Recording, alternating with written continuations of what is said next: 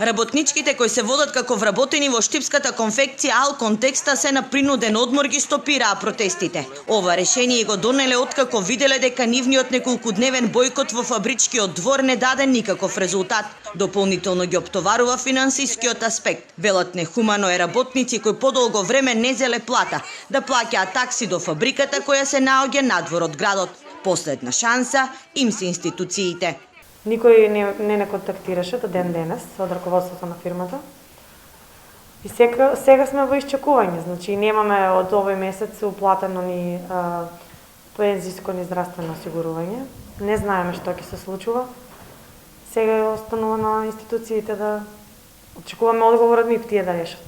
Законот не ги штити работниците. Децидни си од Сдруженијето Гласен текстилец, откако трудовиот инспектор ќе констатира кршење на работничките права. Согласно законот на работодавачот му се изрекува минимална глоба која може да се преполови доколку ја плати со време. Па поради тоа покренуваат иницијатива за промена во законот за прекршоци, со што ќе се зголемат глобите за работодавачите кои ги кршат основните работнички права. Ако за пример ќе ја земам Бргала и Штиптекс, значи за неисплатени плати, придонеси од плата, ова се информации официјални од Државниот инспекторат за труд, платени се глоби.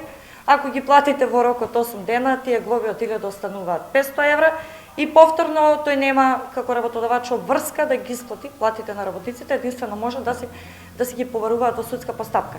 Што се однесува до случајот со работничките од Алконтекст, трудовите инспектори влегле во компанијата, а од Гласен текстилец најавуваат дека во план се да стапат во контакти со странскиот партнер, за да го известат за тортурата што им се прави врз работниците, кои ги шијат нивните производи.